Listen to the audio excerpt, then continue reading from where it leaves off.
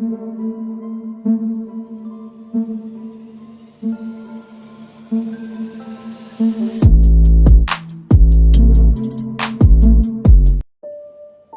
दोस्तों, scary story official में आप सबका स्वागत है। आज की कहानी की तरफ बढ़ने से पहले चैनल को सब्सक्राइब कर लीजिए और अगर कहानी अच्छी लगती है तो प्लीज़ लाइक एंड कमेंट करना मत भूलिएगा। तो कहानी बहुत ही ज़्यादा खौफनाक होने वाली है, ध्यान से सुनिएगा। कहानी है रमेश की। रमेश की अभी नई नई जॉब लगी है और वो बहुत खुश है कि उसे एक किराए पर कमरा भी मिल गया है।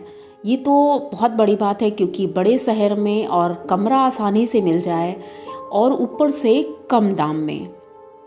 रमेश तो बहुत ज़्यादा खुश था। उसने अपने घर वालों को फ़ोन करके बताया कि मुझे कमरा भी मिल गया है और बहुत जल्द ही मैं तुम्हें भी अपने साथ ले आऊँगा, अपनी वाइफ से रमेश ने बोला। तो अब आज पहला ही दिन था और अपने कमरे में वो सामान शिफ्ट करके, नाइट शिफ्ट थी आज, तो उसने सोचा कि खाना बाहर ही खा लूँगा और बस ड्यूटी ज्वाइन करनी है क्योंकि 8 बजे से ड्यूटी थी सुबह 5 बजे तक की।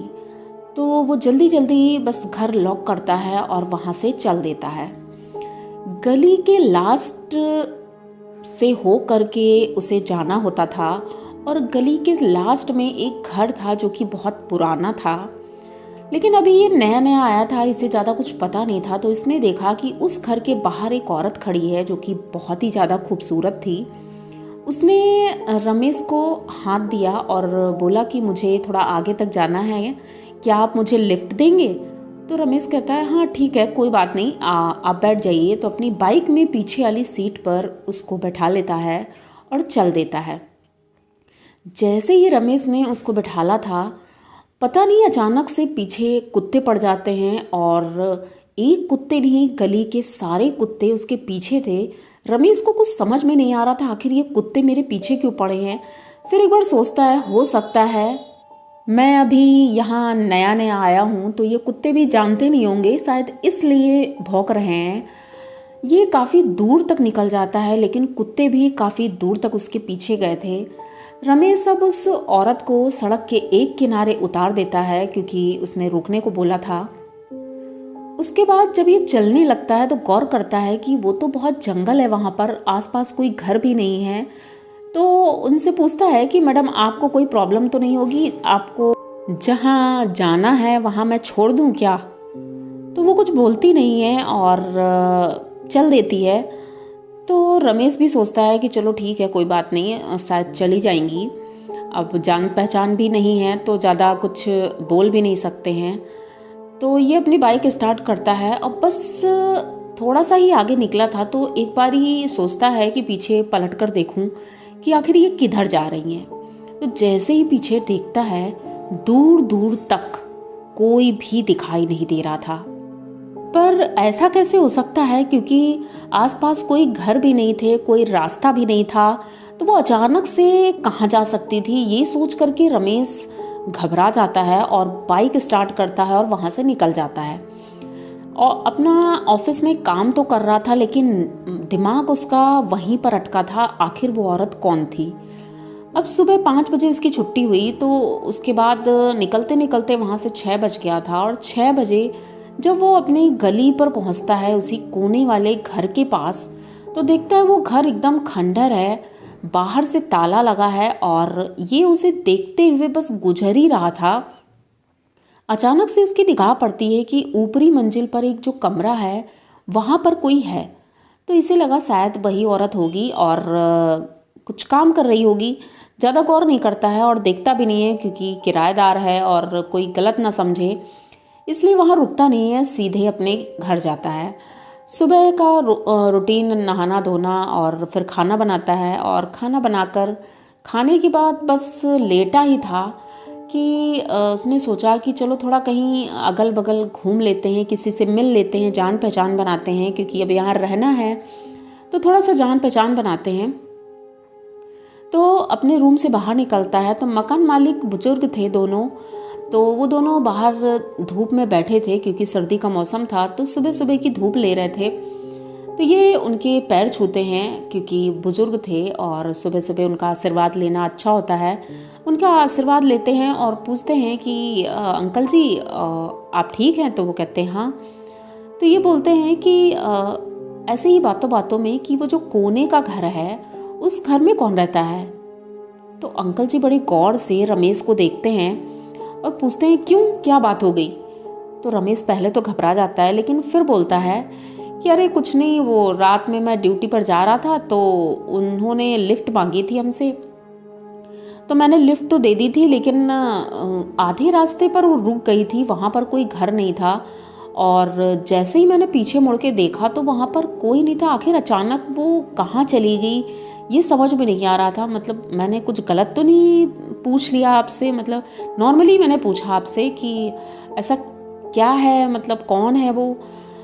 तो अब वो दोनों एकदम चुप हो जाते हैं, हस्बैंड वाइफ, और रमेश की बातें बड़े गौर से सुन रहे थे।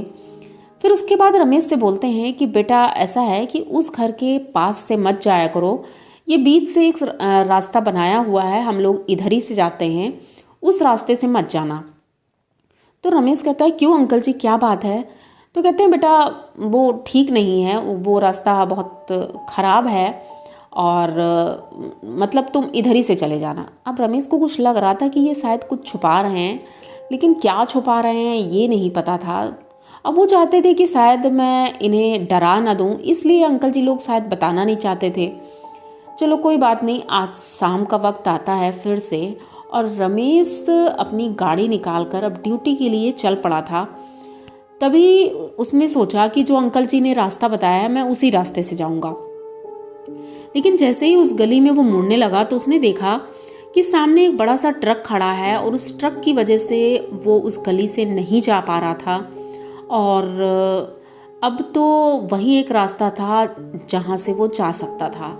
तो अब पता नहीं क्या रीज़न था, कोई चाहता था कि वो उसी रास्ते से जाए, इसीलिए रमेश अब उस रास्ते की तरफ चल पड़ा था। वो कोने वाला घर आज फिर से खुला हुआ था और वो औरत वहीं पर खड़ी थी और वो रमेश को बुलाती है, कहती है भाई साहब क्या आप मुझे लिफ्ट दे देंगे? तो रमेश पहली बार तो अवॉइड करता है कि मैं इन्हें आज लिफ्ट नहीं दूंगा, पता नहीं कौन है और कहीं उल्टा सीधा ना लगा दे मेरे ऊपर, और मुझे तो डर लग रहा है वैसे भी क्योंकि बहुत अजीब सी है, घूंघट डाल के रखा है, पता नहीं क्या है। तो वो कहती है अरे नहीं भाई साहब देखो हम पड़ोसी हैं और हम अगर आपस में बात नहीं करेंगे तो कैसे चलेगा। तो ये अपनी गाड़ी रोकता है और उनको नमस्ते करता है कि नमस्ते भाभी जी। तो वो कहती हैं कि आइए एक कप चाय हो जाए, फिर मैं भी उधर ही चल रही हूँ तो आप मुझे ड्रॉप कर देना। तो रमेश कहता है नहीं वो भाभी एक्चुअली मुझे देर हो रही है, मुझे ऑफिस पहुँचना है। तो वो कहती है अरे नहीं नहीं ज़्यादा टाइम नहीं लगेगा, और वो अपना घूंघट उठाती है। जैसे ही घूंघट उठाती है उसकी आंखें इतनी चमकीली दिख रही थी, रमेश उन आंखों को देख करके पता नहीं क्या हो जाता है उसे कि वो उसके पीछे पीछे चल देता है। वो अंदर ले जाती है और हॉल में बिठालती है। घर उसका बाहर से तो खंडर लग रहा था लेकिन अंदर से एकदम साफ सुथरा बहुत ही सुंदर लग रहा था। रमेश वहाँ बैठा था और वो चाय लेकर आती है। चाय जैसे ही दे रही थी तो रमेश ने उसके हाथ को देखा, उसके नाखून इतने बड़े बड़े थे और ऐसा लग रहा था जैसे खून लगा हो क्योंकि नेल पॉलिश इतनी एकदम रेड कलर की थी। तभी ये उस औरत का फेस देखता है, उसकी जबान निकली हुई थी और आंखों के पास काला काला मतलब कुछ अजीब सा फेस था। पहले तो बहुत खूबसूरत लग रही थी लेकिन अब ये फेस जब से देखा था तब से वो बहुत डरावनी दिख रही थी। तो रमेश उससे पूछता है भाभी जी आपके फेस को क्या हो गया है? तो वो कुछ नहीं बोलती है, कहती है कि अरे वो मतलब बस उम्र हो रही है। तो बोलता है कि अच्छा ठीक है कोई बात नहीं, वैसे भी मुझे क्या मतलब है। चाय पीता है फिर बोलता है कि चलो भाभी जी चलते हैं। तो वो अपना पर्स उठाती है और चल देती है। उस पर्स में एक बड़ा सा पर्स था, मतलब बैग था। उस बैग में कुछ सामान इसने बहुत सारा रखा हुआ था पर कुछ टपक रहा था जैसे उसमें से कुछ गिर रहा है। तो रमेश बड़े गौर से देखता है तो उसमें कुछ आवाज़ें भी आ रही थी। अब रमेश लेकिन ज़्यादा ध्यान नहीं देता क्योंकि उसे देर भी हो रही थी। वो जल्दी से गाड़ी में बिठालता है उनको और लेकर चल देता है। फिर वो उसी जगह पर जाकर रुकती है और रमेश उसे छोड़ करके चला जाता है। अब ये 2-3 दिन हो गए थे, रमेश ऐसे ही उसे लिफ्ट देता था और अपने काम पर जाता था। पूरे 4 दिन बाद रमेश अब उस घर की तरफ गया तो उसे दिखाई पड़ा कि आज वो दरवाजे पर नहीं खड़ी है और ना ही कहीं दिख रही थी। रमेश को थोड़ा अजीब लगा क्योंकि जिस दिन से आया था उस दिन से रोज़ उसे लिफ्ट दे रहा था, आज लेकिन कोई नहीं था। तो इसने सोचा कि कहीं ऐसा नहीं है कि तबीयत ख़राब हो गई हो, पता नहीं क्या दिक्कत है। तो इसने डोर बेल बजाई और उसके बाद वेट करने लगा तो कोई आया नहीं। तो उसने नीचे देखा तो नीचे तो ताला बंद था। तो उसे लगा शायद कहीं गई होंगी, चलो ठीक है। वो ड्यूटी जाता है, अपना ड्यूटी करके आता है और आज वो अपने रूम में जब सो रहा था तो उसे ऐसा महसूस हुआ उसके रूम में कोई है और कोई एकदम करीब आकर उसकी गरम गरम सांसें उसके कान के पास लग रही थी, जैसे कोई कुछ बोलना चाह रहा है। रमेश एकदम से उठकर बैठ जाता है, इधर उधर देखने लगता है लेकिन कोई भी नहीं दिख रहा था। रमेश बहुत ज़्यादा डरा हुआ था, अब ये कौन था, ऐसा क्या है। तभी वो खिड़की की तरफ देखता है तो खिड़की में एक काले रंग की परछाई उसे दिख रही थी और हवा इतनी तेज चल रही थी कि अचानक से खिड़की खुलती है और रमेश एकदम से चौंक जाता है। वो दौड़ कर जाता है, खिड़की बंद करता है लेकिन वो परछाई कहीं भी नहीं दिखी थी। अब वो रूम की लाइट जलाने ही जा रहा था, तभी उसे दिखता है कि किचन के पास कोई खड़ा है। अब ये अपने रूम की लाइट तो नहीं जलाता है लेकिन बाहर की तरफ चल देता है और देखना चाह रहा था आखिर ये कौन है। और डर तो बहुत ज़्यादा लग रहा था क्योंकि अकेला था। धीरे धीरे जा रहा था, उसने हॉल की लाइट जलाई। हॉल के जस्ट बगल में ही किचन था। जैसे ही लाइट जलाई तो वहाँ कोई भी नहीं था। इसे लगा शायद उसका कोई भ्रम है, डर गया होगा, इस वजह से ऐसा लग रहा है। लेकिन अब वो पानी पीने के लिए किचन के अंदर जाता है, पानी पीता है और पानी पी के जैसे ही निकलने वाला था तो उसे दिखा उसके बेडरूम में उसके बेड के ऊपर कोई बैठा है और वो कोई और नहीं, ये वही थी जिस कोने वाले घर से जिसको लिफ्ट देते थे। ये वही औरत थी और उसके बाल पूरे चेहरे पर थे और वहीं पर बैठी है। जैसे ये कमरे की तरफ बढ़ रहा था तो इसने देखा कि वो एकदम हवा में उड़ने लगी है, पालथी मारकर बैठी थी और वैसे ही वो हवा में उड़ने लगी थी। ये देख करके रमेश बहुत ज़्यादा डर जाता है, चीखने लगता है और वो एकदम से रमेश के पास आती है और बोलती है कि आज तुम आए नहीं मेरे पास। तो रमेश कहता है मैं आया था, मैंने बेल भी बजाई थी। तो वो कहती है कि मैं तो तुम्हारे पीछे ही खड़ी थी और तुमसे लिफ्ट मांग रही थी लेकिन तुमने लिफ्ट नहीं दी मुझे। अब रमेश एकदम से डर जाता है, वो दरवाजे की तरफ भागने लगता है और बस भागने ही वाला था कि अचानक से किसी ने उसका पैर खींचा एकदम से। उसके सर पे चोट लगती है और वो बेहोश हो जाता है। अब बेहोश होने के बाद तो उसे याद नहीं है क्या होता है, लेकिन घर का सारा सामान अस्त व्यस्त था। घर के मकान मालिक आ गए थे, उन्होंने दरवाज़ा खुलवाने की कोशिश की लेकिन दरवाज़ा नहीं खुला तो उन्होंने दरवाज़ा तोड़ा। उसके बाद जब अंदर आए तो उन्होंने देखा कि रमेश बेहोश पड़ा है। उसे होश में लाने की कोशिश करते हैं, वो हॉस्पिटल ले जाते हैं। जब रमेश होश में आता है तो बहुत ज़्यादा डरा हुआ था। तो उनके मकान मालिक उसे संभालते हैं और बोलते हैं बेटा हम लोग हैं, तुम परेशान मत हो, कुछ नहीं हुआ है। तो वो बताता है पूरी बात कि मेरे साथ क्या हुआ है।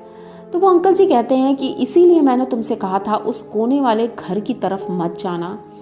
वो घर जिस औरत का था वो एक डायन थी।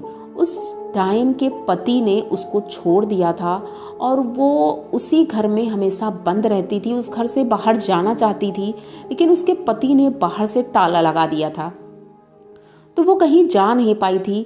और पूरे कॉलोनी के लोग उस औरत से बहुत ज़्यादा परेशान थे क्योंकि वो तंत्र विद्या किसी न किसी के ऊपर करती रहती थी, जिससे सभी लोग बहुत ज़्यादा परेशान थे। उसके सास ससुर सभी लोग उसे छोड़ करके वहाँ से चले गए थे और वो उसी में चीखती चिल्लाती और एक दिन भूख प्यास की वजह से मर गई। जब वो मर गई थी तो उसके बाद उसका क्रियाक्रम करने भी उसके पति नहीं आए थे और पुलिस वाले ले गए थे। उन्होंने पुलिस वालों से बता दिया था कि मैंने इसे छोड़ दिया है क्योंकि ये बहुत गलत काम करती थी, और कॉलोनी के लोगों ने भी गवाही दी जिस वजह से उनको कोई सज़ा नहीं हुई थी। लेकिन उसके बाद से वो घर हॉन्टेड हो गया है। उस घर के पास भी कोई जाता है तो वो उसे अपनी तरफ आकर्षित करती है पहले तो, उसके बाद उसकी जान ले लेती है।